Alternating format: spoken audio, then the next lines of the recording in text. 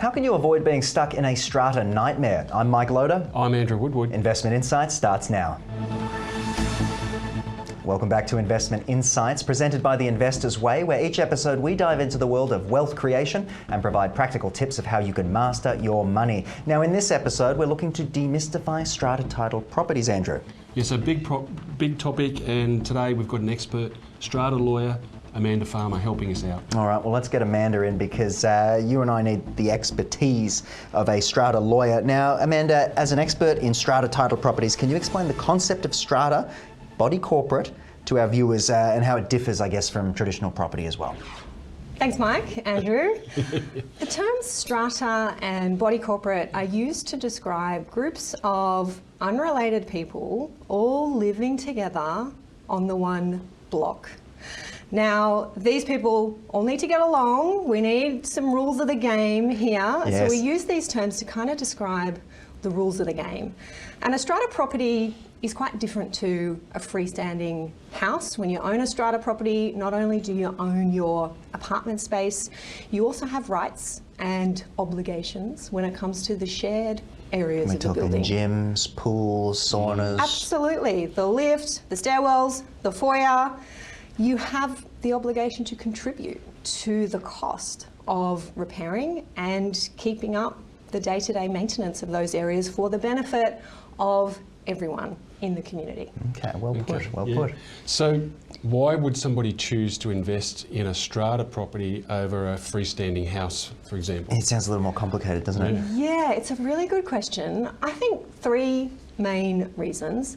Number one, I'm going to say affordability. Now, I know that property prices are up everywhere, but generally speaking, you are going to be able to find an apartment for less money than you can find a house.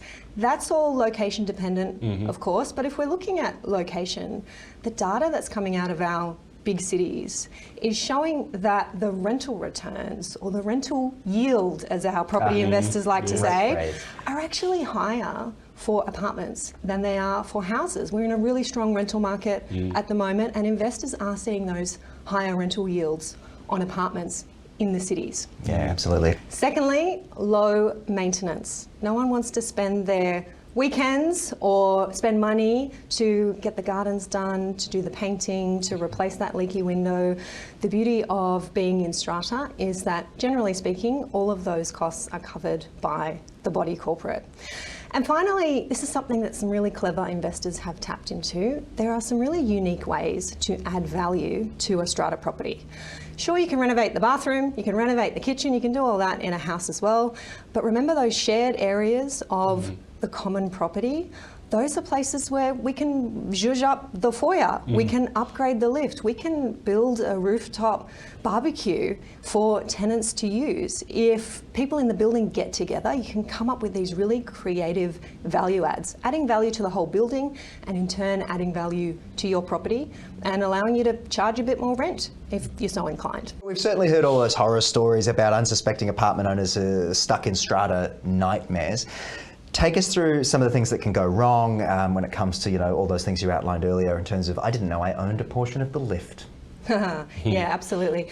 A big mistake that I hear from property owners all the time, whether they are investors or whether they're owner-occupiers, is that they assume that owning an apartment is just like owning a little house. It is nothing like owning a little house. When you buy into an apartment community, you are buying into a democracy. And that means that your neighbours, your fellow owners, have a say in how you use your own property. Decisions are made in meetings by this democratic process. Strata is sometimes referred to as the fourth level of government. Federal, state, local council, Strata. Then there's strata, right? So people are buying in thinking, I can do whatever I want with my space. Yes, it's your space, but you can't necessarily do whatever you want with it. So that can often surprise people who are buying in. The other thing that surprises people are expenses. Yeah. We know that there's quarterly levies, and we might go in saying, yes, I understand that I have to pay a quarterly levy to keep up these common spaces. But if there is an emergency, if the roof starts to leak. Maybe there are building defects that the developer has left behind in a new building. Maybe there's some litigation and a strata lawyer has to be engaged. Maybe there will be a special levy, which is an additional expense. And our property investors who are looking at the balance sheet, they're looking at the bottom line, that can be a rude shock for them when they have to contribute to those extra expenses. Yeah, exactly right. So obviously the question becomes, what guidance can we give property investors or even just owners generally that are in the strata game so that they can avoid starring in the next episode of the horror story on current Now there's affairs? a show. Now there's a show. It's all about doing your due diligence. And, you know, preferably doing that due diligence before you sign the contract, before you buy the property. I know there may be some sophisticated property investors out there who they tell you the story about walking down the footpath one Saturday morning and seeing an auction. That looks like a great property. I'm going to buy it. Please don't. It's probably not the best idea in the best circumstances, but please don't do that if you're looking at buying into strata. You do need to have a close look at that contract. That's where the rules and the bylaws for the building are going to be. Get some specialist advice, maybe from a strata lawyer, maybe from a property lawyer who's experienced in advising on the purchase of strata properties. And you can actually inspect the books and records of the body corporate before you buy in. That is a treasure trove of information about how that property runs. The financials, is there any money in the bank? Is there harmony in the building? Is there litigation? You can find all of that out before you buy. And there was some recent, well, they're not so recent anymore, but the rule changes about what the strata committee as such has to do from a finance perspective to protect the owners and potential future owners as to avoiding these special levies. Can you talk us through some of that? Yeah, so right across the country there is the requirement to plan, to have what might be called a sinking fund plan or a capital works plan, usually a 10-year plan that the building is required to have to essentially budget for these works that may need to be carried out to the common areas over the next 10 years. And the idea is that everybody should be setting aside money in the fund, contributing their levies in accordance with that plan. The idea, you hit the nose on the head there, Mike. When the lift needs to be replaced, when the roof needs to be fixed, the money is there. The problem with this legislation, I say, is that it doesn't force these buildings to actually comply with their plans. Surprising and surprising to a lot of people. So there's no one checking up on these things? No one's checking up on it, unfortunately, and that's where our property owners can get stung with big special levies. But what about if we're in a big group of property owners in a Facebook chat and we're, building it all out and talking about things? Would owners of number 3 please do this or that? Does any of that come into play? Because I see a lot of them, right? When you're in buildings like this, and the amount of complaints, stolen stuff, cages broken into. I'm just having flashbacks now. Yeah, bit of trauma there, Mike. Yeah, but when it comes to that kind of thing, do we see a lot of it? A lot of discourse, and is it a painful space to be in for people? Yeah. Look, it absolutely can be a painful space to be in, and that's because it's people's homes. And if not your home, your biggest financial investment for a lot of people. So they are walking past their neighbours every day who perhaps have taken over their storage space or left their bike in the foyer or have had that noisy party the weekend before. It's not like you can check out of the hotel and never see these people again. You are seeing them every day, and that's that real cause for conflict in a lot of spaces. And there's a heap of emotion when you're talking about people's homes, their families, their pets. We haven't talked about pets, but that's a big one in strata as well. That's why you do end up with these Facebook groups and WhatsApp groups, chats and comments and criticisms. Yes, it does happen. I'm that property investor, Mike, who doesn't like pets in my strata. Oh, really? Yes. So I do have a little bit of discrimination. But it's my mental health animal. Yeah, it is indeed. So, Amanda, like you're in this space every day.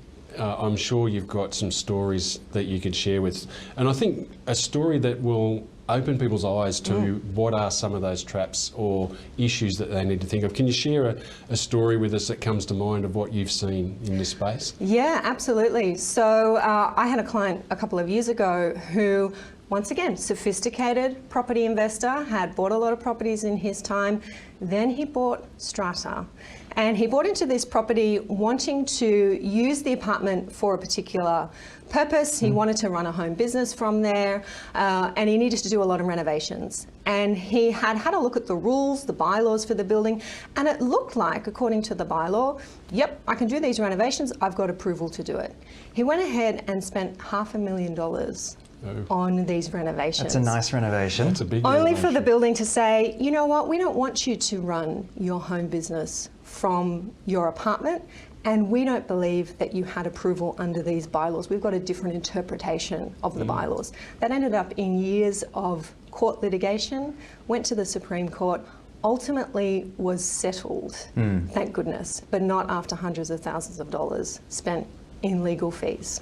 That's the kind of situation you can end up in when you're having a dispute in strata. So it's sort of a warning story almost for investors looking to get in this space, right, Andrew? We're talking about that in terms of where you're coming from and why you wanted to have this discussion as well. And that's right, because I speak to clients all the time who one of their fears is investing into a strata property and then a month, 6 months, 12 months later getting hit with a special levy. Right. And you're not obviously being able to then meet that expense. And so it's a fear that's preventing them from getting into these investments. Because it is a good investment, right? Broadly speaking, once you can navigate it. Well, like Amanda said before, like these properties are now producing better returns than the traditional homes were because of the environment they're in.